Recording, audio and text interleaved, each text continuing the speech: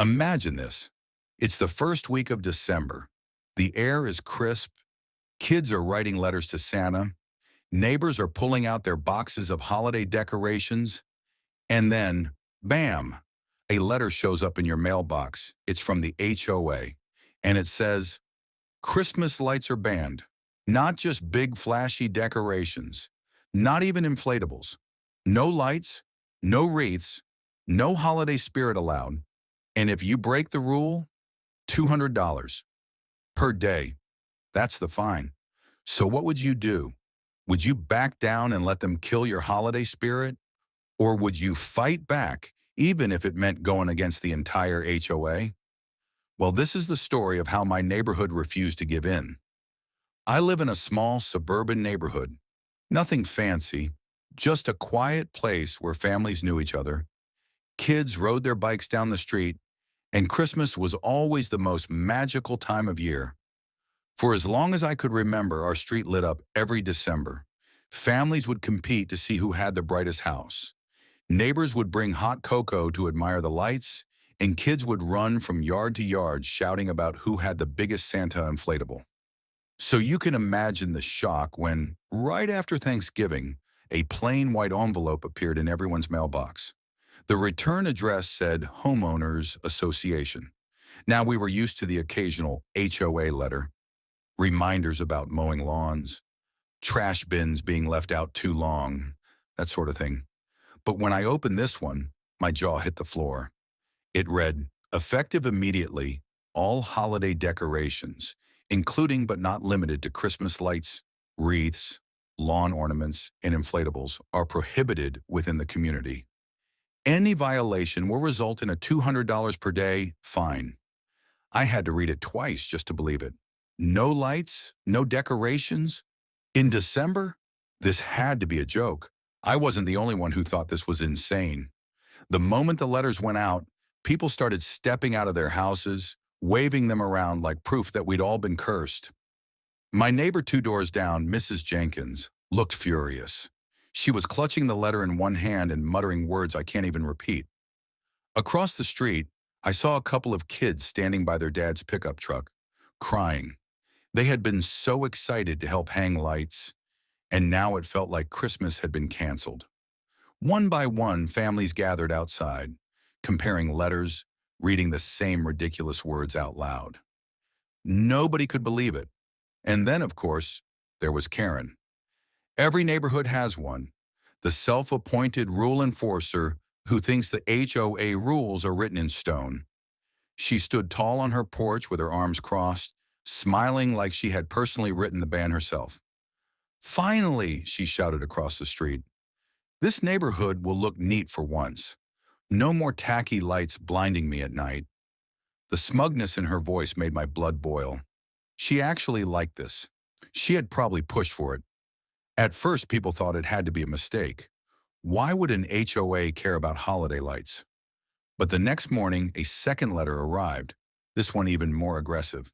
It said decorations were aesthetic violations and that the HOA would have inspectors patrolling the streets daily to enforce the rule. They weren't backing down.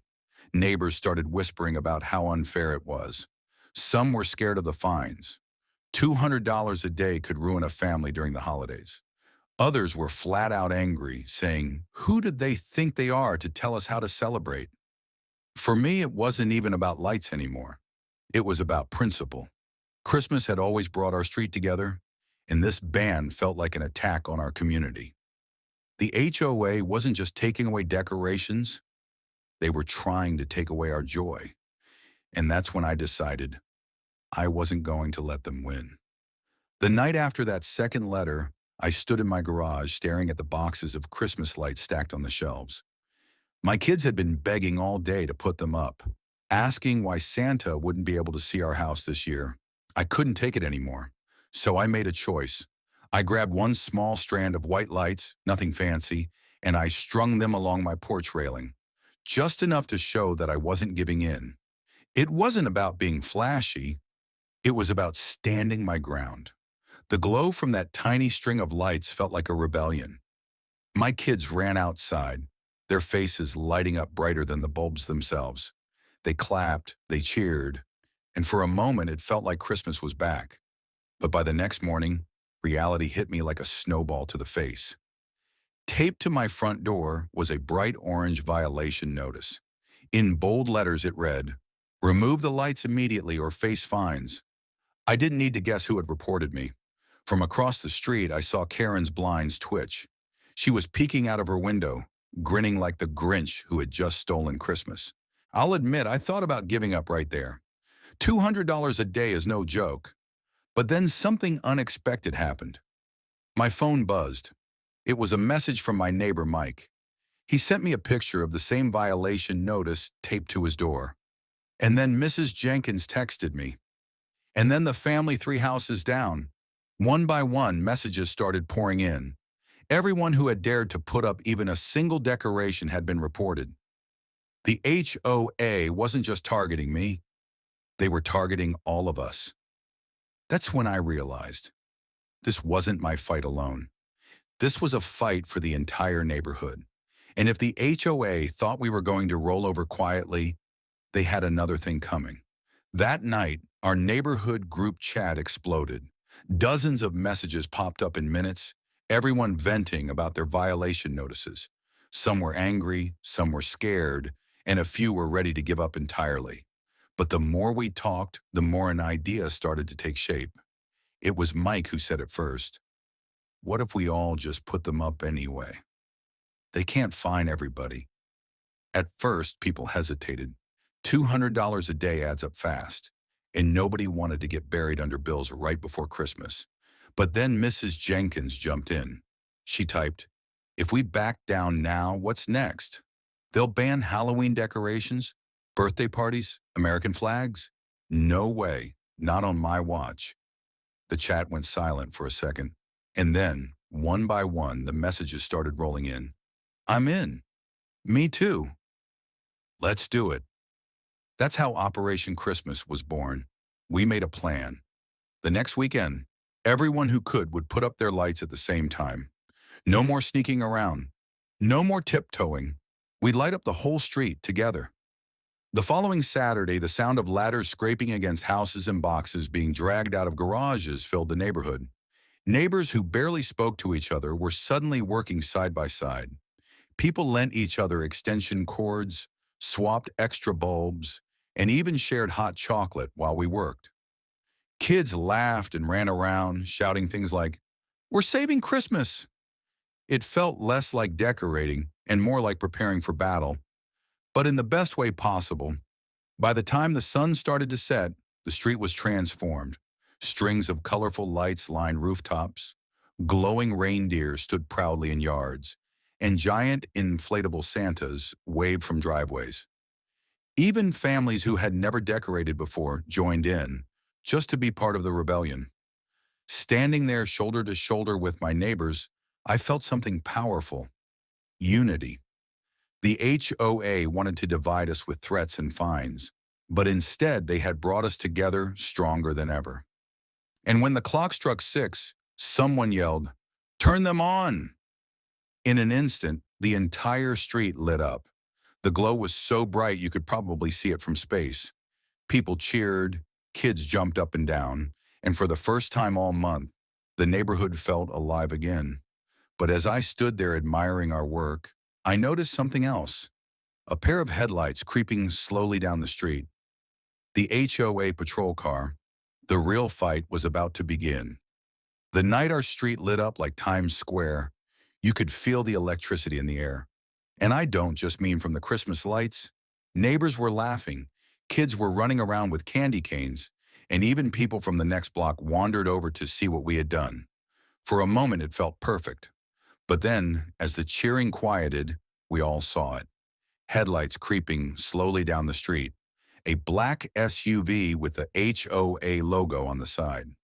They drove like a shark circling its prey, moving at a crawl, stopping in front of every house.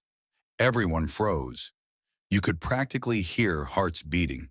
The driver rolled down the window, clipboard in hand, and started writing furiously. House after house, yard after yard. They were writing down addresses, making a list of violators. which of course meant every single one of us.